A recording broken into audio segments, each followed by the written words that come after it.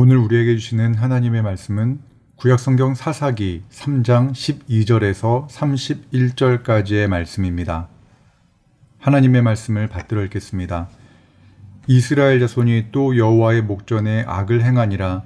이스라엘 자손이 여호와의 목전에 악을 행함으로 여호와께서 모압 왕 에글론을 강성하게 하사 그들을 대적하게 하심에 에글론이 암몬과 아말렉 자손들을 모아가지고 와서 이스라엘을 쳐서 종려나무 성읍을 점령한지라. 이에 이스라엘 자손이 모압 왕 에글론을 18해 동안 섬기니라. 이스라엘 자손이 여호와께 부르짖음에 여호와께서 그들을 위하여 한 구원자를 세우셨으니 그는 곧 베냐민 사람 게라의 아들 왼손잡이 에훗이라. 이스라엘 자손이 그를 통하여 모압 왕 에글론에게 공물을 바칠 때에 에훗이 길이가 한 규빗 되는 좌우에 날선 칼을 만들어 그의 오른쪽 허벅지 옷 속에 차고 공물을 모압 왕 에글론에게 바쳤는데 에글론은 매우 비둔한 자였더라. 에훗이 공물 바치기를 마친 후에 공물을 메고 온 자들을 보내고 자기는 길갈 근처 돌 뜨는 곳에서부터 돌아와서 이르되 왕이여, 내가 은밀한 일을 왕에게 아뢰려 하나이다 하니 왕이 명령하여 조용히 하라 하매 모셔 선자들이 다 물러간지라. 에훗이 그에게로 들어가니 왕은 서늘한 다락방에 홀로 앉아 있는 중이라. 에훗이 이르되 내가 하나님의 명령을 받들어 왕에게 아뢰 일이 있나이다 하매 왕이 그의 좌석에서 일어나니 에훗이 왼손을 뻗쳐 그의 오른쪽 허벅지 위에서 칼을 빼어 왕의 몸을 찌르매 칼자루도 날을 따라 들어가서 그 끝이 등 뒤까지 나갔고 그가 칼을 그의 몸에서 빼내지 아니하였으므로 기름이 칼날에 엉겼더라. 에훗이 현관에 나와서 다락문들을 뒤에서 닫아 잠그니라. 에훗이 나간 후에 왕의 신하들이 들어와서 다락문들이 잠겼음을 보고 이르되 왕이 분명히 서늘한 그늘에서 그의 발을 가리우신다 하고 그들이 오래 기다려도 왕이 다락문들을 열지 아니하는지라. 열쇠를 가지고 열어본즉 그들의 군주가 이미 땅에 엎드러져 죽었더라. 그들이 기다리는 동안에 에훗이 피하여 돌 뜨는 곳을 지나 스이라로 도망하니라.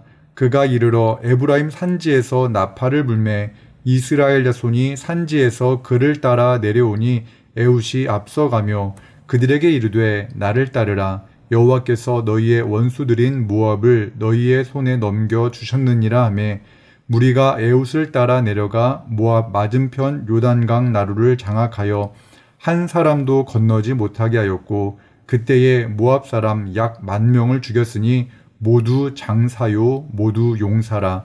한 사람도 도망하지 못하였더라. 그날에 모압이 이스라엘 수하에 굴복하매 그 땅이 80년 동안 평온하였더라. 에훗 후에는 아낫의 아들 삼갈이 있어 소 모는 막대기로 블레셋 사람 600명을 죽였고 그도 이스라엘을 구원하였더라. 아멘. 오늘 이 본문의 말씀으로 하나님께서 사용하시는 손이라는 제목으로 하나님의 말씀을 나누겠습니다. 입추가 지나고 나니까 이제 아침 저녁으로는 기온이 조금 낮아지는 것 같습니다. 어린 시절 저는 여름에 무더위가 끝나기 시작하면 걱정거리가 생기기 시작했습니다. 개학이 다가오기 때문입니다. 여러분들은 어떨지 몰라도 초등학생 시절 저는 늘 그랬습니다. 개학하기 전날에 밀린 방학 숙제를 하면서 한숨을 내쉬며 겨울방학 때는 방학 숙제를 미리 다 해놓고 놀 거야 라고 다짐하곤 했습니다. 하지만 겨울방학이 되면 그 모든 결심은 다 사라지고 개학하기 하루 전날 후회하면서 다음 여름방학에는 꼭 숙제를 미리 할 것이다 라고 생각하곤 했습니다. 부모님의 눈에 방학 내내 놀며 지내는 아이가 방학 숙제로 고생할 모습이 눈에 선해서 방학 숙제를 미리 해놓으라고 말을 합니다. 하지만 자녀들은 그 말이 들리지 않습니다. 괜한 잔소리로만 들립니다. 하지만 어른이 되어 자녀를 키우면서 그때 하셨던 부모님의 말씀이 기억납니다. 이런 후회하는 삶을 살아가는 우리의 모습을 잘 보여주는 시가 하나 있습니다. 바로 킴벌리 커버거의 지금 알고 있는 걸 그때도 알았더라면입니다. 그 시 중 한 구절을 읽어 드리겠습니다. 부모가 날 얼마나 사랑하는가를 알고 또한 그들이 내게 최선을 다하고 있었음을 믿었으리라. 나를 가장 아끼고 사랑하는 부모님의 말씀을 듣고 방학 숙제를 하기보다는 선생님께 혼이 난 후에 방학 숙제를 했던 제 모습이 바로 오늘 본문의 말씀과 비슷한 상황입니다. 이스라엘은 하나님 목전에서 악을 행합니다. 그 악은 어떠한 악이었을까요? 사사시대에 반복적으로 행한 가나안 신들을 섬기는 것, 그것이 바로 하나님 목전에서 행했던 악입니다. 단순히 이방신을 섬기는 것이 아니라 여호와 하나님을 버리고 다른 신들을 섬기는 것을 말합니다. 이스라엘이 반복적으로 하나님을 버리고 다른 신을 섬기는 모습이 왠지 답답하게 보일지 모릅니다. 하지만 광야에서 떠돌던 이스라엘 백성들의 눈에 가나안 사람들의 그 풍요를 약속하고 육신의 쾌락, 그 쾌락과 결합되어져 있었던 이방 종교는 매우 매력적이었을 것입니다. 하나님을 예배한다고 입술의 말은 그렇게 고백하지만 실제 생활에서는 이스라엘 백성들은 바알과 아세라를 섬겼습니다. 그러한 모습으로 하나님의 목전에서 그들은 악을 행하였던 것입니다. 이로 인하여 하나님께서는 모압 왕 에글론을 강성하게 하셔서 이스라엘을 징계하십니다. 14절의 말씀을 보니까 이스라엘 자손이 모압 왕 에글론을 18해 동안 섬겼다라고 말합니다. 여기서 섬겼다라는 표현은 노예가 되어서 모압 왕을 섬겼다는 말입니다. 18해 동안 노예로 살면서 그들은 견딜 수 없는 고통에 신음합니다. 한번 생각해 보십시오. 결혼해서 자녀를 낳았는데 그 아이가 태어나서 고등학생이 되도록 노예 생활을 하면서 자녀를 키운다라는 것입니다. 상상만으로도 끔찍하지 않습니까? 18해 동안 모압 왕 에글론의 학대를 받던 이스라엘은 하나님께 부르짖었습니다. 이스라엘 백성들의 탄식 소리에 하나님께서는 응답하십니다. 분명 이스라엘이 하나님의 목전에서 악을 행하였으나 그들이 하나님을 향해 부르짖으면 하나님께서는 그들의 부르짖음에 응답하십니다. 자신의 유산을 받아 이방 땅에서 그 재물을 다 탕진하고 누더기 차림으로 돌아온 아들을 얼싸하는 아버지의 모습이 바로 오늘 나오는 하나님의 모습과 비슷하다고 말씀드릴 수 있습니다.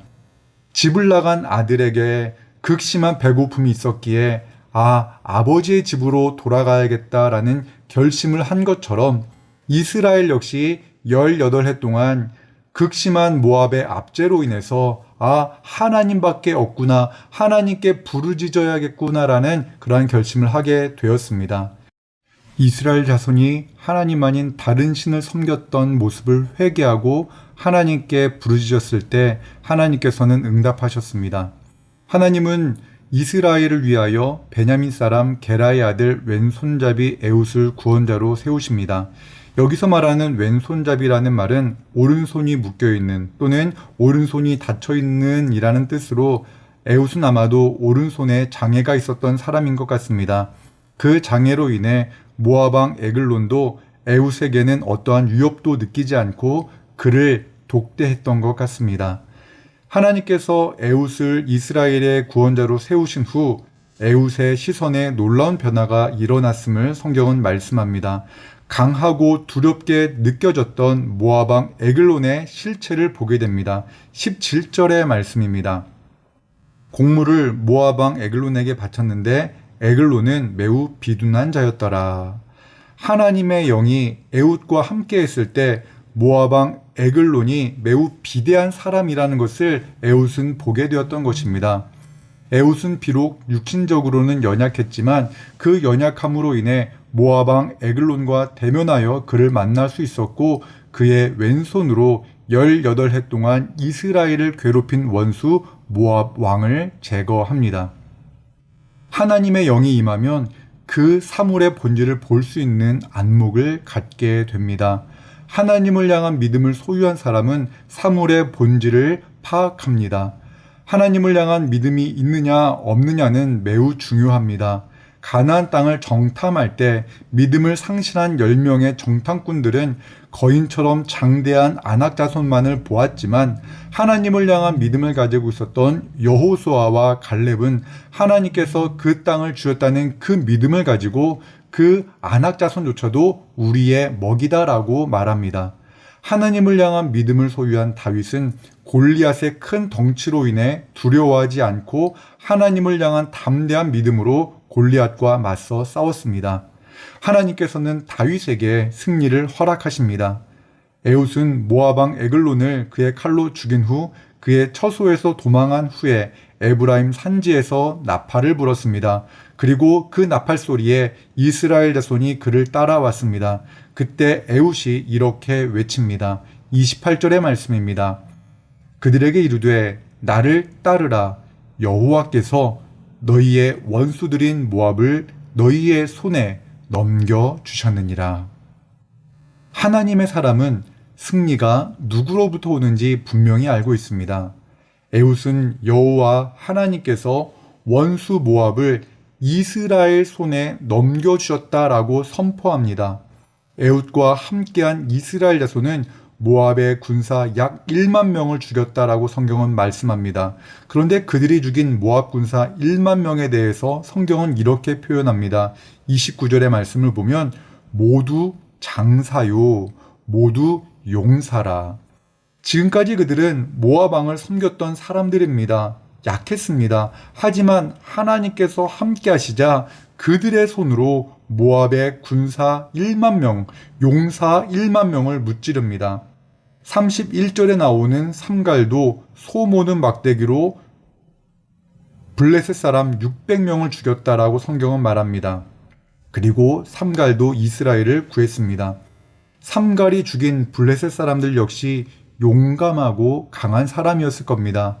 철로 만든 칼이 있다 할지라도 블레셋 사람 열과 맞서 싸우는 것이 힘들 것입니다. 그런데 그가 소모는 막대기로 600명이나 되는 블레셋 사람을 죽이고 이스라엘을 구원한 것은 삼갈의 능력이 아니었습니다. 하나님께서 주신 은혜였고 하나님께서 베푸신 능력으로 그는 그 블레셋 사람들을 이길 수 있었던 것입니다. 천하를 호령하던 애굽 왕 바로가 무엇에 굴복했습니까? 지팡이를 손에 잡은 80세 노인 모세의 손앞에서 그는 굴복했습니다. 골리앗은 무엇에 쓰러졌습니까? 소년 다윗의 손에서 나아간 물맷돌에 그는 쓰러졌습니다. 자신의 약함을 가장 잘 아는 사람은 본인입니다. 하지만 하나님께서 함께 하시면 여러 가지 부족한 것이 있다 할지라도 하나님께 쓰임을 받을 수 있습니다. 이제 말씀을 정리하겠습니다. 이스라엘 백성이 여호와 하나님의 목전에서 범한 모습은 그들만의 모습이 아니라 오늘 우리의 모습이기도 합니다. 살만하면 하나님을 잊고 살아가는 우리의 모습입니다. 하나님을 떠나 살면 반드시 고난과 역경이 찾아옵니다. 하나님은 사랑하는 자들에게 고난의 매를 드십니다. 그 고난을 통하여 우리는 하나님을 향하여 부르짖게 됩니다. 그 부르짖음이 바로 소망의 시작이라는 것을 우리는 알아야 합니다. 하나님은 그 고난을 벗어날 길을 우리에게 허락하십니다. 우리가 예측한 방법이 아니라, 우리가 생각한 그 길이 아니라 하나님의 방법으로 택하신 백성들을 구하십니다. 우리 모두가 약하고 연약한 애굽과 같은 사람입니다. 하나님께서 우리와 함께 하실 때 우리를 힘들게 했던 그 모든 고난을 향한 시선이 바뀌는 은혜가 있기를 주님의 이름으로 축원합니다. 하나님께서 지금 우리의 손을 필요로 하십니다. 여러분의 그 손이 지금 무엇을 하고 계십니까? 오늘 이 하루 사랑하는 가족을 다독여주는 그러한 은혜의 손길, 사랑의 손길이 되기를 원합니다. 또한 무더위와 코로나로 힘겨운 시간을 보내고 있는 우리 이웃과 또한 우리 나라와 민족을 위한 기도의 손길이 되기를 주님의 이름으로 축원합니다. 기도하겠습니다. 사랑과 은혜 하나님, 이스라엘 백성들처럼 우리도 일상이 편안하면 하나님을 잊고 살아갈 때가 많습니다. 하나님, 우리의 연약함을 불쌍히 여겨 주시옵소서. 하나님 아버지, 우리가 이 시대를 잘 분별하게 하시고 우리의 두 손을 들고 하나님께 부르짖게 하여 주옵소서. 우리의 닫힌 눈을 열어 주님을 바라보게 하시고 우리의 두 손을 모아 기도하게 하여 주옵소서. 우리의 두 손이 이웃을 향한 사랑의 손길이 되게 하여 주시옵소서. 예수님의 이름으로 기도합니다. 아멘.